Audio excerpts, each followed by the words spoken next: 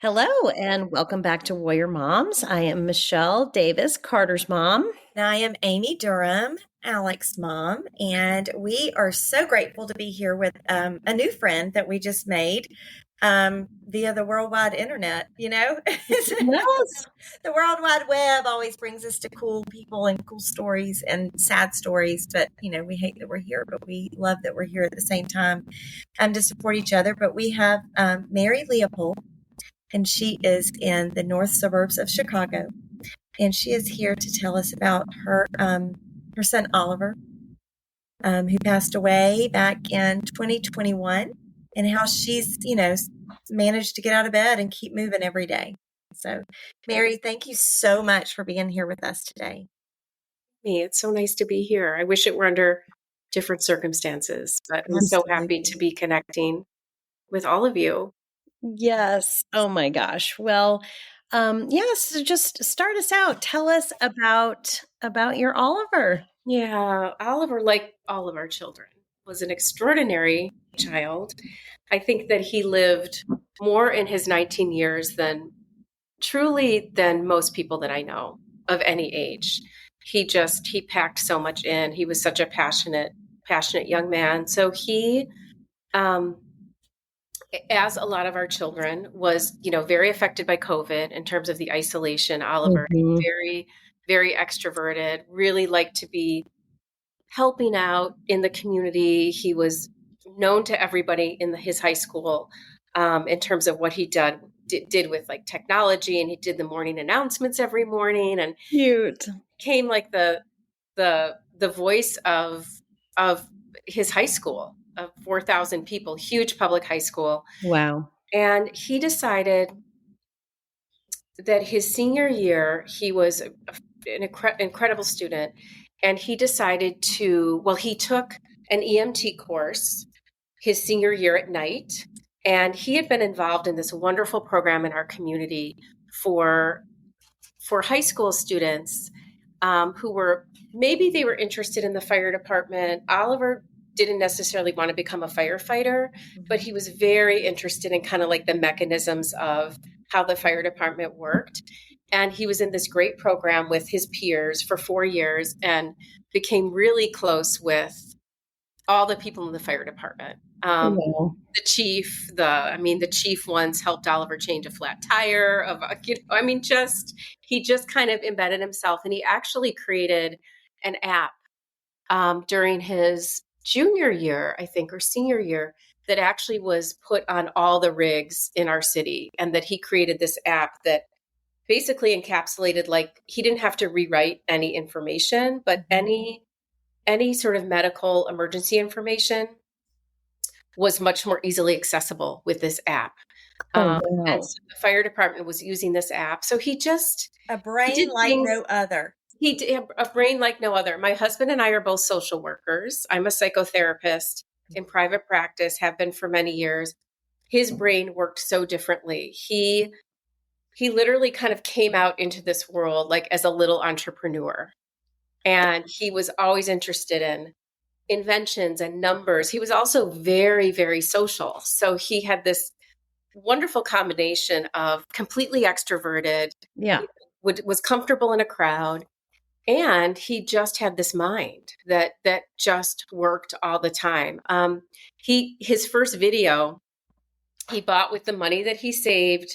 It's so wonderful to tell these stories. It's been a long time. He bought an old, well, it's not old, but just like a cash register that now you don't see them anymore, but like a Casio, whatever, cash register. And he did his first little video on YouTube with his little like high pitched voice. He was wearing his little blazer. How to use this cash register. And it had like 800,000 views. What?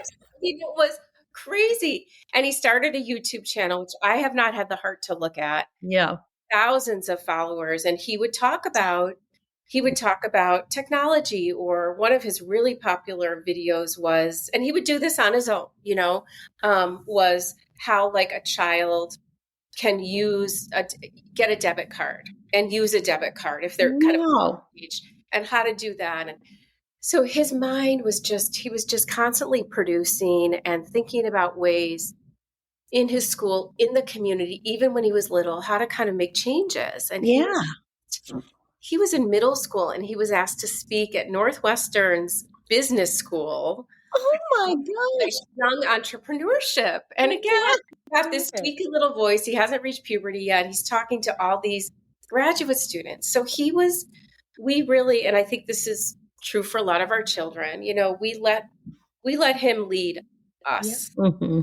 His mind worked so differently. He had Yeah. so much passion and drive. And he was such a good kid in terms of he didn't act out, and it would have been fine if he had, right? If he had had sort of typical adolescence, but we really just let him lead, and he led us to incredible places and places that we would have, never gone. And this Never experienced. Yeah. that really is, they're all dear to my heart, but this sort of tells you a little bit about Oliver. So he ended up doing an EMT program his senior year, his first semester. He really wanted to. Everything was shut down with COVID. Mm-hmm. Everything was remote. It was so hard for him. And he really had this idea that he could help out during COVID. And he didn't know how that would look, but he did get his EMT degree. He ended up graduating early, which he reached out to the school. He reached out to the schools he applied to, what would this look like? Would this be okay? Yeah. And it was very much okay. He had been such a stellar student. And so he graduated early and he ended up working at our local hospital, which has a few different locations. And he worked in the emergency room. And then he also worked on a private ambulance. And at what age? So he would have been like 17?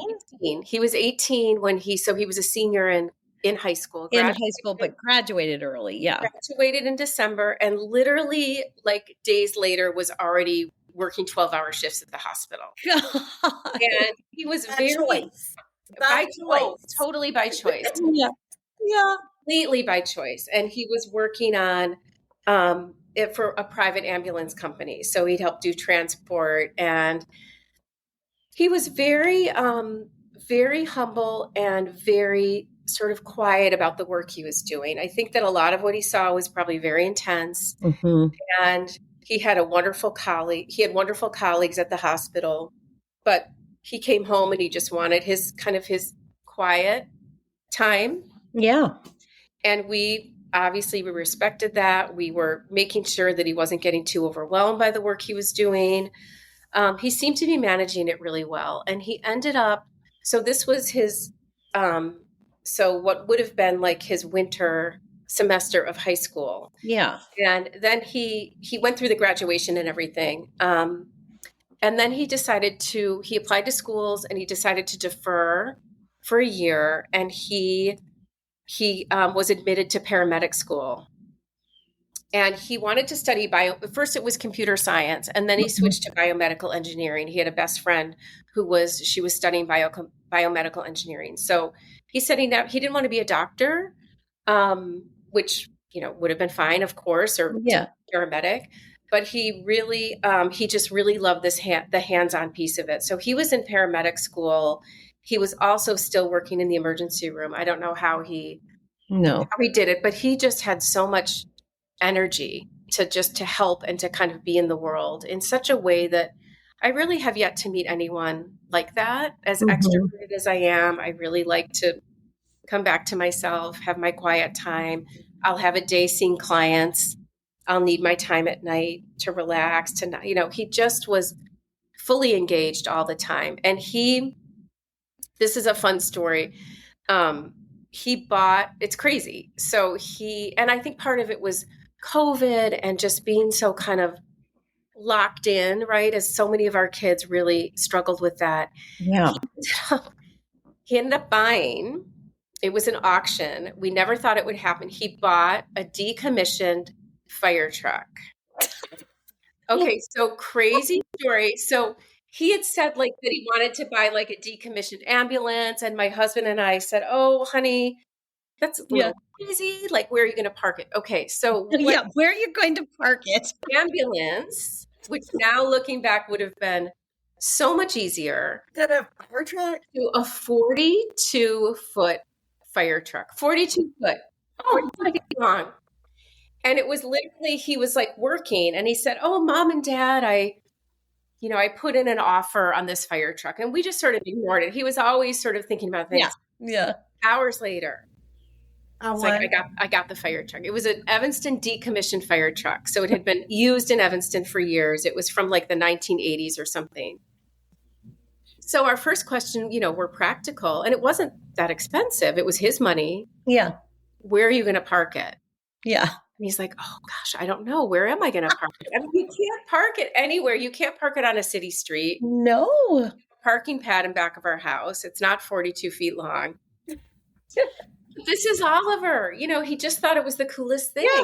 We were completely, It's we just were, like the why not, we right? were totally freaked out about it. I mean, I didn't even want to tell friends about it. I was so freaked out about it, like the practicality of it. His friends thought it was the coolest thing. They had all sorts of ideas for it. And it ended up that he did find a parking spot for it in like an outdoor lot somewhere. Okay. And, his the people at the fire department, like the captain, and he was really close with one of the chiefs and one of the captains. And they loved this. And they would actually go, and he got his permit, and but he couldn't drive it alone. This huge, I mean, huge. And they would take turns driving with him. And so, I love hearing the stories of that. He would go out and they would like show him how to put gas in it. And they cleaned it one day and they brought it down to the beach. And he actually was able to bring it. He didn't drive it, but he was actually able to bring it to a summer camp that he used to work at as a counselor. Wow. And he brought it to them, and the kids got to kind of go in and out. And there was a 150-foot ladder on the top of it. Crazy story. It's also beautiful that when he died, we were able to donate it to the largest fire training institute in the Midwest, where he had gone over different summers for a day or two at a time for training with his peers in the fire department, students. Yeah. And so we were able to donate it, and this was June after he died in December, and it was a beautiful ceremony. They put this beautiful decal on the side, fire truck. So these are the kinds of things, like, this is Oliver's energy. Yeah. As you can see, as I'm talking to you, I'm getting more sort of energized and excited. And these were just the kinds of things that he did. He sort of left things better than when he found them. It sounds like in it. a lot of ways. And Yeah. I don't want to dwell too much on his death, but his death was completely unexpected. I was home. He was home. My husband was at work, and it was a Thursday morning. And because of COVID, there's a Thursday morning yoga class I've been doing for years, decades. I've been doing this class, and it obviously had moved to remote. And usually on Thursdays, Oliver would work a 12-hour shift, like 11 to 11. But we knew, since Oliver's work schedule was so busy and he would often take on extra shifts, that we never woke him up. Even though he wasn't in college that year, we felt really wanted to be treated like an adult, Yeah. as our teenage kids do. But really, all of his friends were at college, so we really let him come and go, have his schedule. So I didn't really think anything at first of not seeing him that morning. Yeah. And I finished my yoga class and I went into his room, and he was, I can't even say the word, but he was not alive. He was in his, it looked like he was sleeping. There was nothing out of the ordinary. It was the most horrifying experience. It's hard to talk about it. I'm so sorry. My husband was at work, and of course I called him. I called 911, and the people who came to respond were the people who loved Oliver and knew him. And so my gosh. as traumatic as this was, I was surrounded by these first responders who knew and loved Oliver so much. It was his chosen family, so to speak. I mean, literally. And we didn't know what happened. We, we didn't know. We didn't know if he had ingested something, although that would not have been, that wasn't who he was. But we just didn't. How does a 9-year-old? We didn't find out. We still don't really know. Everything's still inconclusive.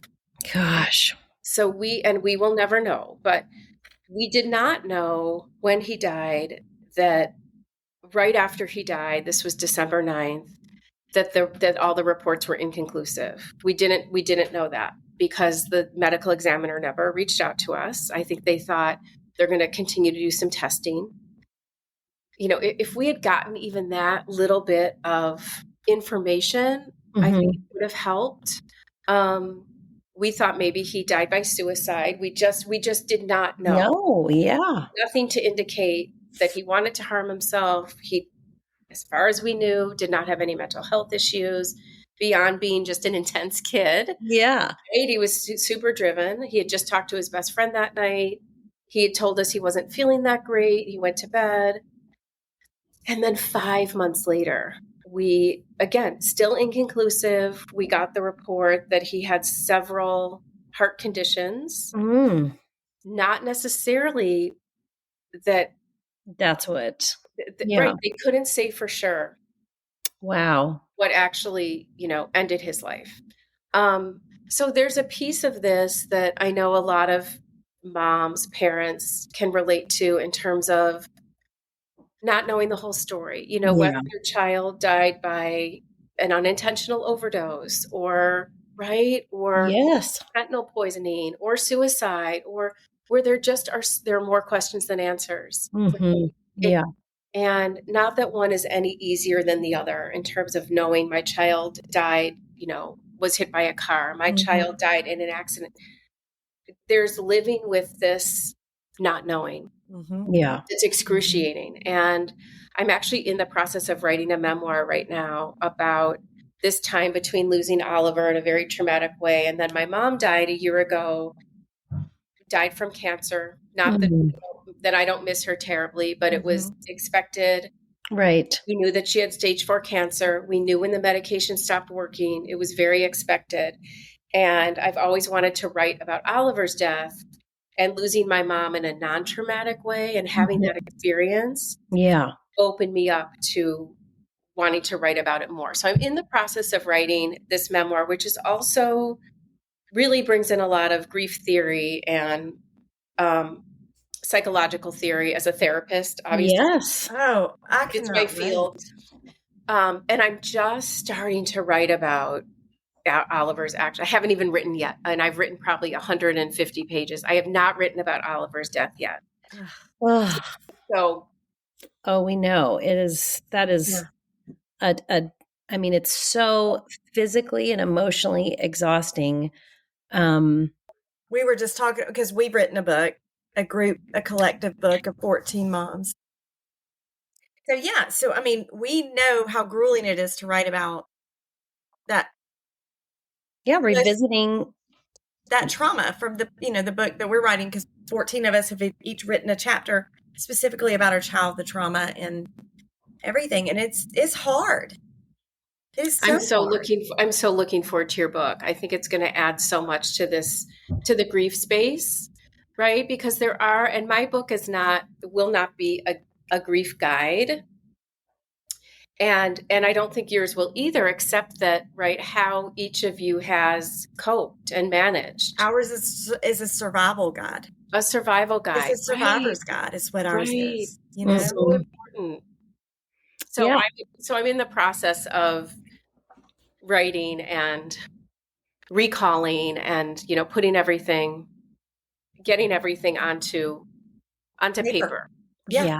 Well, and I'm sure, like you said, as a therapist, to see these two traumas back to back, and to come at it, theoretically and then just personally too, I bet that has just been an extraordinary journey. And And it's And going to be an extraordinary read yes, I'm for me, at least. So I really hope looking so. forward to it. And I think also being a psychotherapist, and I graduated over 30, almost like 31 years ago, which is crazy. Careful now. Yeah. I know. I don't want to age myself here, but Say I was things a like baby. that. It I was makes a you. baby when I went to graduate. Yes, exactly. Baby. Um, but having the experience of being a psychotherapist and really being kind of metaphorically like on the other side of the couch right now, Yes. right? I am a grieving mom, a grieving daughter, and Mhm. I've been working with grief and working with, people who are going through all kinds of grief my whole career. And what is it like, right? When you, the sort of professional, I'm putting it in little quotation marks, Right. become that griever or Mhm. become that mom who's so bereaved. And so So, part what of is my, it like? Do you feel like you've given your clients in the past, your patients in the past, the right advice? Or are you you know, coming at it at a different angle now? I'm coming at it from a very different angle. And I write about that. And I write about how in the past, even 4 years ago, 3.5 years, well, Oliver died 3.5 years ago, that I would feel, I don't know if the need or the pressure, whatever the word is, to fix it, to help fix it. I need for this person to leave this therapy session feeling better about their grief, feeling more resolved about their grief, whatever the word was. Mhm. I wasn't doing it right, right? Why was this person still feeling stuck in their grief? And that if I read more, if I go to more conferences on grief, I'll be able to help so much more. And I think now, as we all know, it's sitting in it, right? It's sitting through it. And with my clients, they don't all know that I've lost a son. I don't, obviously the people who are working with me when Oliver died know. But if I have Mhm. a new client, and I'm sure people Google their therapists, but people, not everybody knows, and that's fine. So not everybody knows that I've had these losses, that I lost my mom a year ago, and they don't need to know. Obviously, this is not about my work. This is about Mhm. the work that I'm doing with them. And I think what I have found in myself is I'm just so much more patient with myself as a therapist, knowing that this is a process. This is a journey. There's no beginning, middle, and end. Well, there's the acute grief and then sort of middle grief. There's no end to grief. Mhm. And me sitting with that in myself Yeah. and knowing that about my own process, I think has helped me be much more relaxed with my clients about grief, much more open in terms of, again, not about my own experience necessarily. I'm not bringing that into the therapy unless it Mhm. feels like it could be therapeutic or helpful, Yeah. depending on, it varies client to client, but just knowing the grief, knowing the devastation and the trauma, and also knowing that we can, whatever that next step is, literally, if it's getting out of bed the next morning, if it's taking a shower, right? It's these baby steps. That personal experience definitely helps relate to Yes. identify with that person. We have some moms that in our group that they're like, I don't want to go. They find more comfort in us, just as friends with that have lost a child, Hmm. than they do in the counselors that they see, because they're like Hmm. they just can't relate, even though they're a expert on grief. Right. They've never lost a parent or a child or a spouse, or they haven't lived it. And even though you can study it in a book, it Yes. doesn't translate into The same way, the anyway. same way. Yes. And even as a therapist, I have not turned as much to therapy during this time of grief as I thought I would. Mhm. I joined, and I was really lucky that this came about. And actually, this is related, like very directly related to Oliver. It's hard as a psychotherapist in this community that I've been in for so long to Mhm. try to find someone I don't know. Yeah. So I reached out, right? I Yeah. mean, it's kind of Yeah, a I scary bet. thing. Yeah. And so I reached out to a woman who works in grief, and and she said to me, "I have to tell you." And I never met her. I didn't know her from anybody else except Uh-huh. that I didn't know her. Yeah. She said, I just want to tell you, my husband runs the emergency room at the hospital where Oliver worked. And he Oh my loves gosh. Oliver. And I'm like, oh my gosh, even just reaching out to a therapist, like this person knows Oliver. Like that's kind of how Oliver worked. Like he Yes. really did have his little Magic. in so many parts of the community. Anyway, she ended up running, which was really, really lovely, if that's the right word, a short-term group for bereaved moms who had lost young adult children more recently. So we were all in the same age range. Our kids were in the same age range. We were sort of in similar stages of our grief. Yes. And then I met with a therapist, and it was wonderful, who does more somatic work. Mm-hmm. And I do some of that in my work with clients a little bit, but she was more trained in it. And it really helped. And this is, a different discussion, but it really helped around like the trauma of seeing Oliver in his bed that morning. And it's sort of like EMDR, where you're retraining. It wasn't EMDR, but retraining your brain. And it sort of softened for me that literally that trauma. I have found though that reaching, connecting with other moms, not that I don't connect with fathers, but connecting with other moms has been for me the most helpful in terms of socially connecting around our grief. Yes. I mean, we can't even put words to it. I don't think Amy and I talk about it a lot, but just, without having to say a word, we can look at each other as grieving moms and you just see something on their face and you don't have to say a word. We understand each other. It's like you're already there. You're already there, right? It's like everything that came before. I mean, it matters who our children were, who they are, right? It all matters. But there is something about, I get tearful just thinking about it, something about that, just like that instant connection that we're all holding this pain and we can hold it for each other. So I think therapy, if someone decides, just because I'm a psychotherapist, if someone decides not to be in therapy around their grief, that's fine, right? As long as people have some sort of feeling that there's support, that there's some kind of community, whether it's structured or not, right? And I think your group of Warrior Moms is just the perfect example of creating community. Yeah, community, absolutely. And we say all the time, though, we're not therapists. Like, we'll have people that'll come in very raw in their grief. I know. Yes, I'm sure. And we're like, whoa, like we're not qualified. Is that right? Right. Like we can sit with you in the grief, and we certainly know the pain. But we're not professionals, and we're currently struggling with that just because we've had so many wonderful new moms come.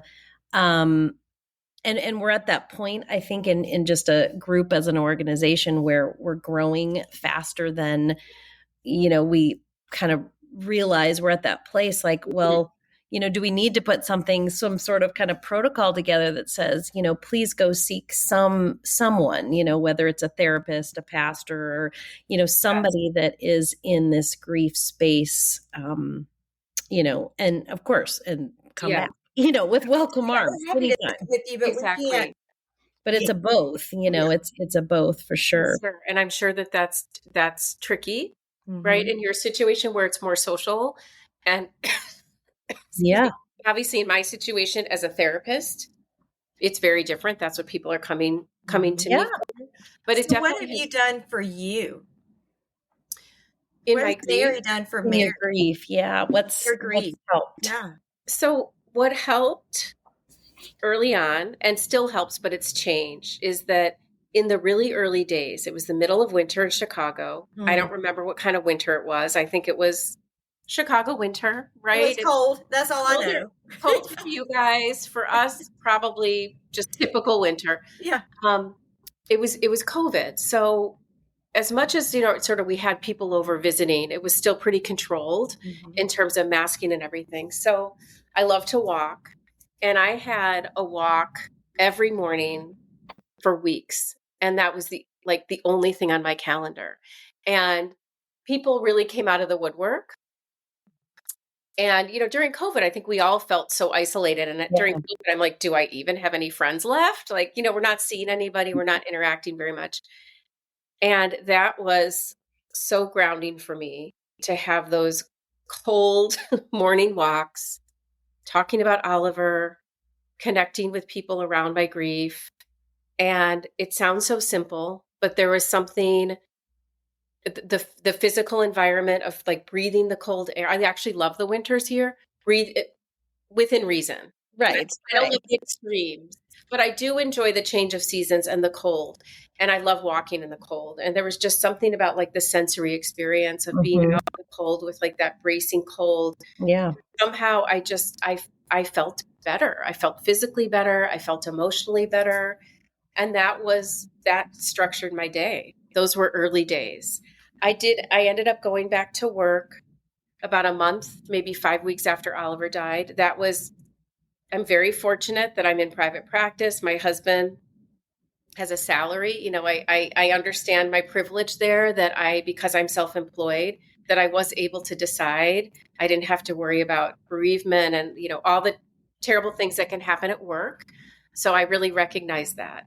It was about 5 weeks where I felt ready to start very slowly with clients. And I started off slowly and, a couple people a day, or a few people during the week. And it really helped for me to be back at work. I've been with the same colleagues. We're not a group practice. We all function independently, but we've been together for years. I mean, I think I've been with these same people for like 25 years. And now a few people have retired. They're older than I am. So I felt such a safety in going back to work, which I know a lot of people can't say that they felt that. And I felt I don't want to say at the time going back to work, I felt very anxious about it, but I feel so passionately about my work and about my clients who I truly love and care for so much that connecting with them again they have no idea, I think, how stabilizing this was for me. Yes. Go back to work. And for some people, it was too much. I don't think they could tolerate the fact that I had lost my child and left therapy, or a lot stayed and we were able to talk about it in a way. And I think that's also something that changed just quickly back to my work as a therapist, is that if people wanted to engage around my loss, I was very open with them. I think that I saw myself, not more in retrospect now that I can think about it. I was sort of just in it at the time, but I think sort of a mirror, that this is what it can look like, that you can function again. You can find joy in your work if it's work that you love to do. You can connect outside of your child. And so for those hours, minutes that I was with clients, I really felt like I could step outside my grief. And then I'd come back to it. Literally, I would finish my day, sob on the way home in the car. I also have a regular yoga practice, and that's been consistent. And it's a community that is very close. And I found out Oliver died right after I had done yoga, and the community really rallied around me. And that was really beautiful, just the support in that specific class. And so that's been a consistent for me. I also I'm not critical of myself. If I have a day where my energy is really low, or I feel just really sad. I mean, I'm 3.5 years out, and that happens as much as ever. I'm not right. It doesn't changes, as we know, it kind of changes shape and form, but it's still there all the time. It's there all the time. And I know this is something that a lot of grieving people talk about, and I won't talk about it too much, but just how relationships change too. That people you might expect to be there who aren't there, and vice versa.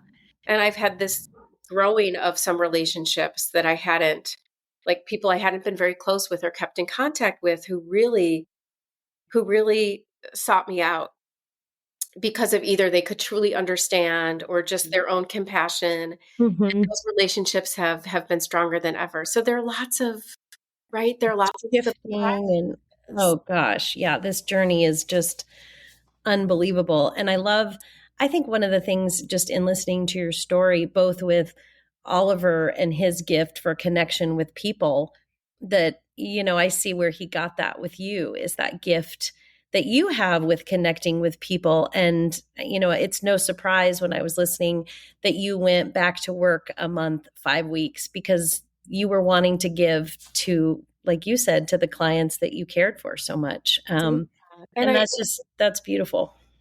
Thank you. And that has like different ways of staying active. And I mean, for me, yes, it's like I like to walk, I like to be physically active, but that's not what I mean. In this case, I mean, Oliver was so active in our community. Mm-hmm.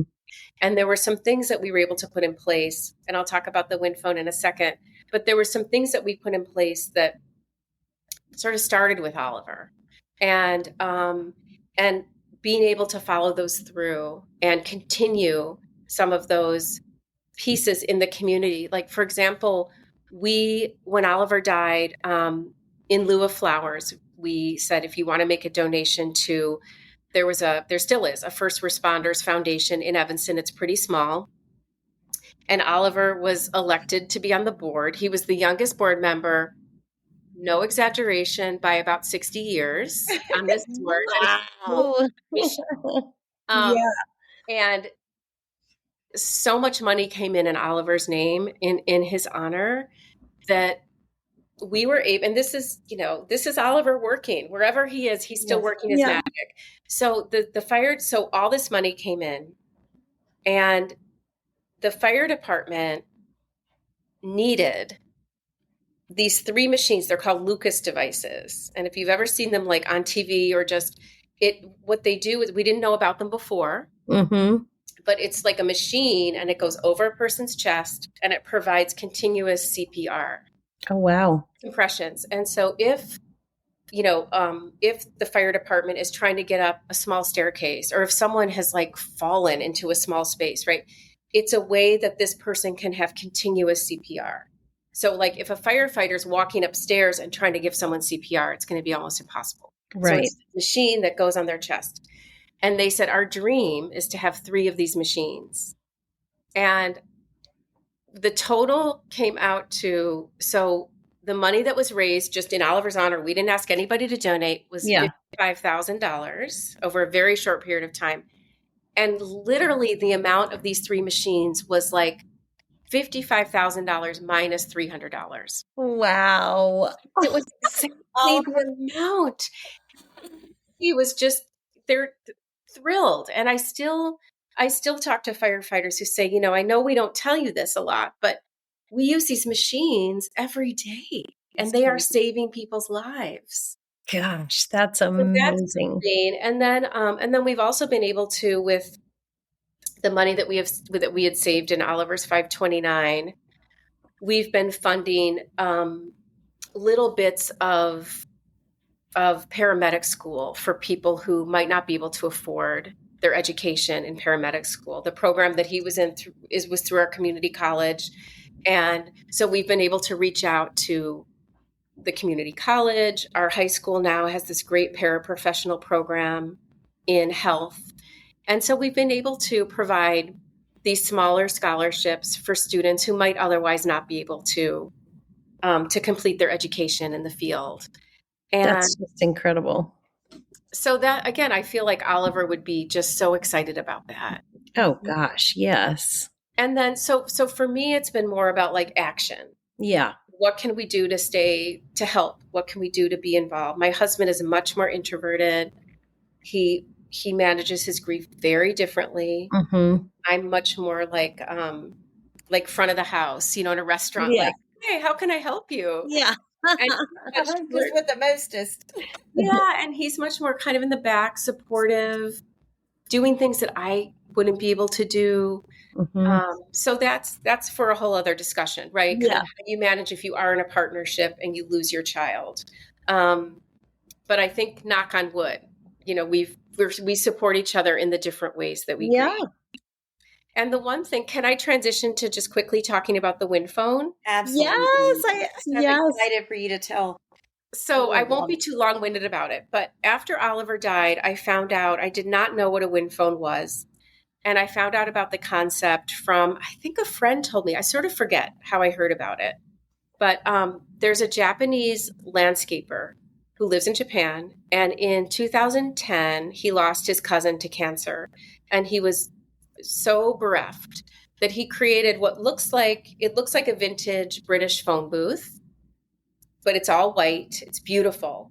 And it sat in his like his beautifully landscaped backyard in a town in Japan. And he had a disconnected rotary phone that he put into the phone, and he called it the wind phone.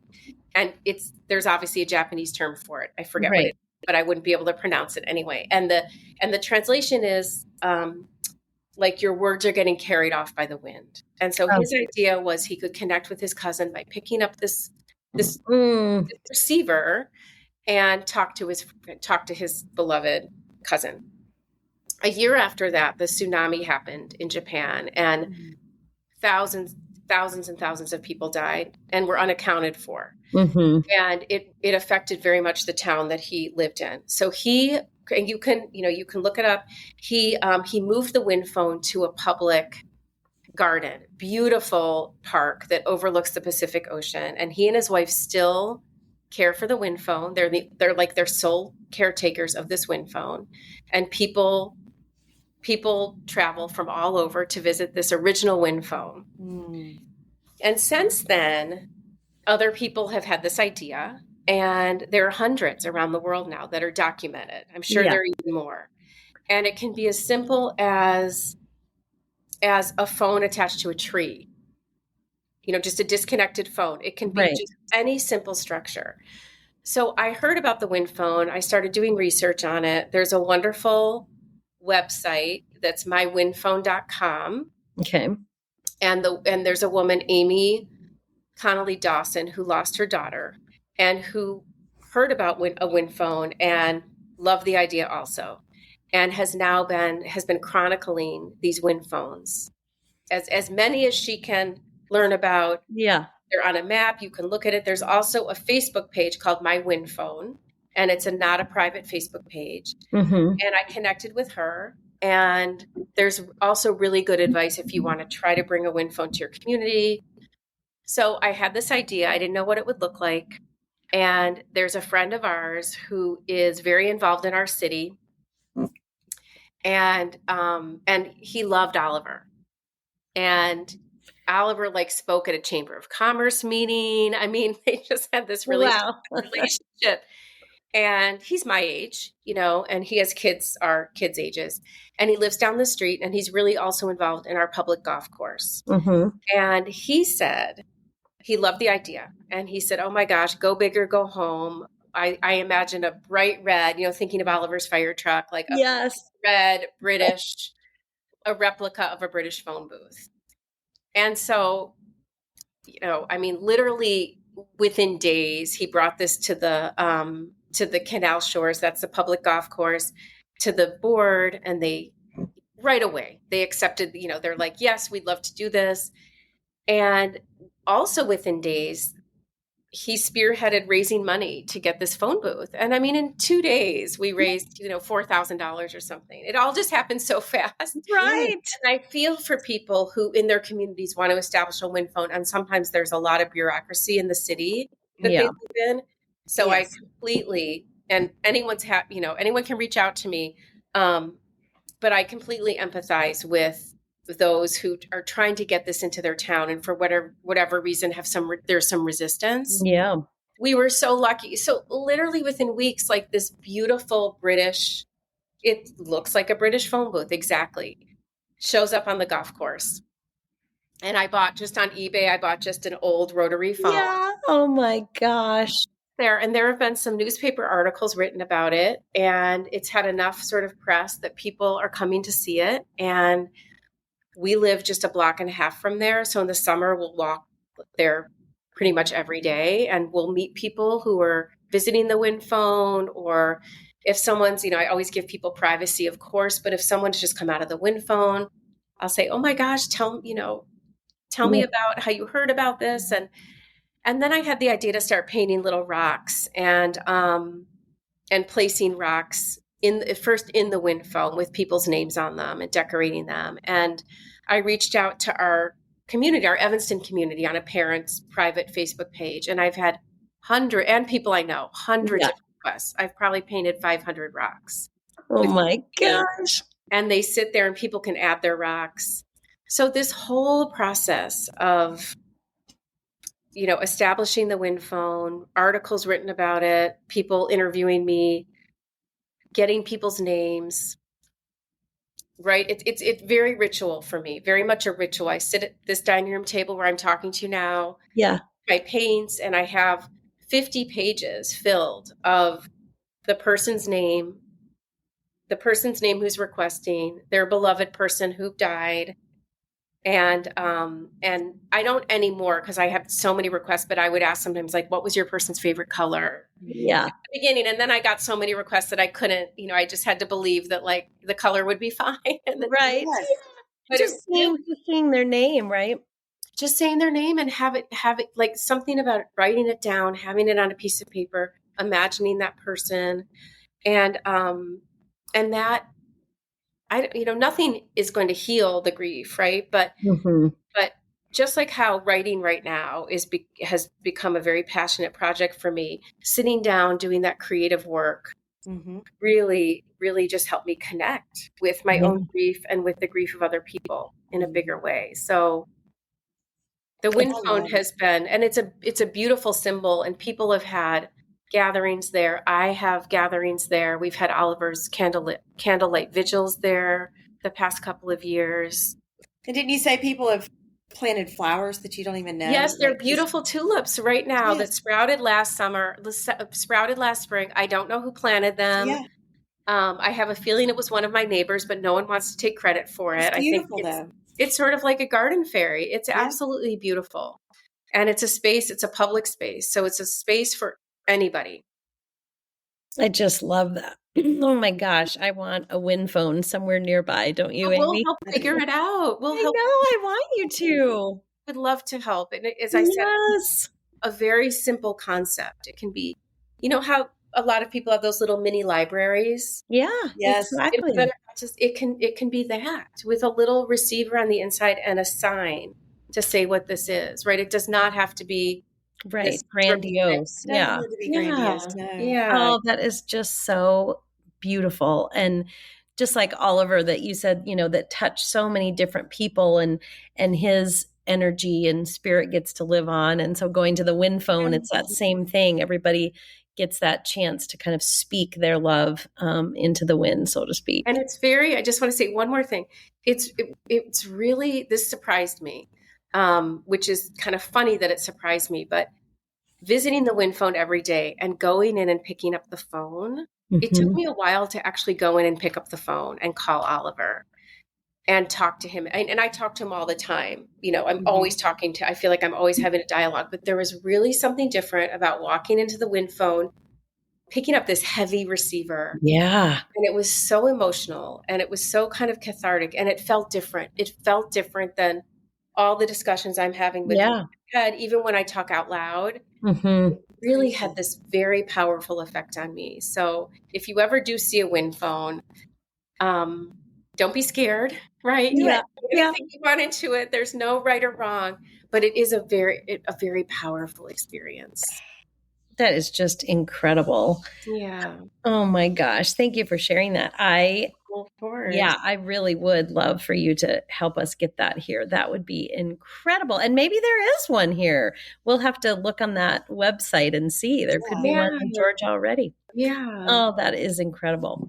Well, one of the things that Amy and I talk about a lot and ask our moms, and of course, we had shared this with you, but, we want to end our podcast coming back to Oliver. But before we do that, just you've talked about so many different things. How would you whittle that down into, what's like living this last 3.5 years? What would be the, kind of 1 to 3 sentence? What's the advice of what you've done? How would you pare that down? Yeah, that's a great question. And I know you asked that sort of for me to think about it, and just a few minutes ago. And I think for me, and I think probably this is not a new thought, but the challenge of, and we can do this, right? I am learning that I can do this. Mm-hmm. It's the challenge of integrating the loss, integrating the secondary losses, integrating all Mm-hmm. of it, right? All of it, losing a child, and how we truly are. I am such a different person than I was 3.5 years ago. And it again, it's not about fixing or making things better, quote unquote better, Mm-hmm. right? I know in the moment sometimes we need to do that for ourselves to get out of a certain state of mind, or Right. but it's allowing the grief in at all different times, and knowing that it's going to look different every single day, every single moment, and Mm-hmm. that I need to, and I have been, and it's a slow process. Again, there's no timeline for it, but like integrating this new life without our child physically present. I do feel Oliver's with me, but it's like learning a new language, right? So it's a learning process. And I don't think that I understood that about grief before. And there's no sort of before and after. It's sort of like we're in the middle. I'm in the middle of this process. So I don't know that that answers a question, except that when I feel stuck, when I feel like I'm having a really hard day, excuse me, I just need to remember that this is sort of temporary in terms of feeling the stuckness, feeling the sadness. I know that it's not like that all the time like it was at the beginning, right? It shifts. I Mm-hmm. get a lot more joy.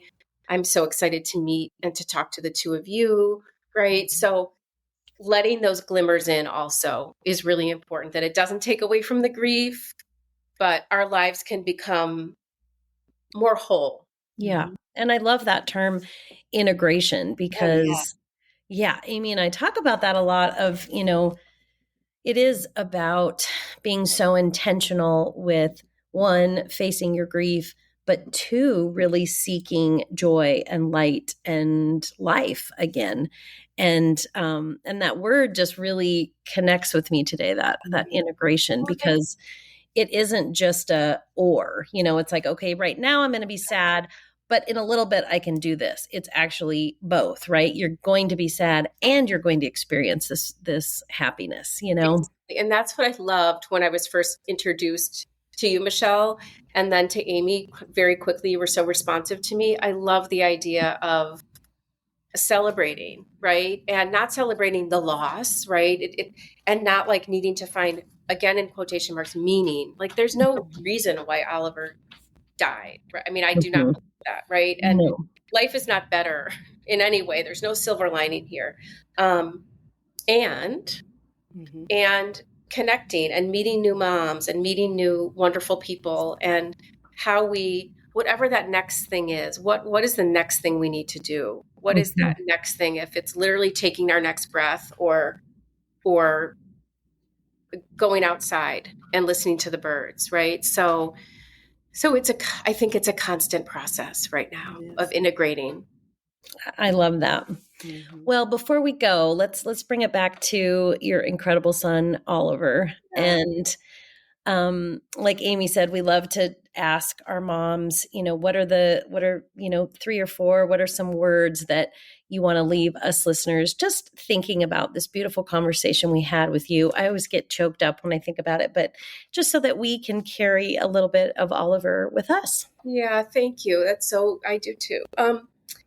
Curiosity. He was so curious about his world, how things worked, how to help people. And I think, again, about back to integration, what we were just talking about, sort of the idea of, yes, I'm grieving and I still want to remain curious in this world, right? I always want to help people. That's always been just who I am. But his curiosity, his passion, he had so much passion for life, for his friends, for people, for his bird. He loved his bird, his cockatiel, Maxie. Whatever he did, he imbued it with so much passion. And I hope that we can find passion, right?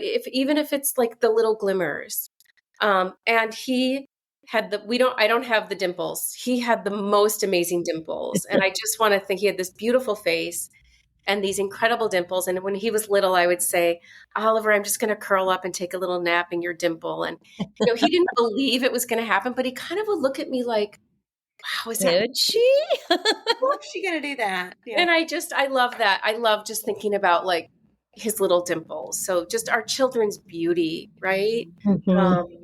So those are a few things: his curiosity, his passion, his dimples. That's so precious. Oh my gosh. Well, I know I have just thoroughly enjoyed this conversation, and thank you. Thank you for being here. Oh, thank you so much. Thank you. Yes. And I don't know about you, Amy, but I heard at least 3 different topics that, Mary, we would love to have you come back and talk with us about. So I've got them listed. So we'll be in touch if you don't mind. Speed dial, ladies. Yes, I love it. Well, we will thank everyone for being here, and thank y'all for listening. And I can't wait to have Mary back another day. Oh, thank you so much. And I'm sending my love to all the listeners right now, truly. Yes. Till next time. Till next time. Bye.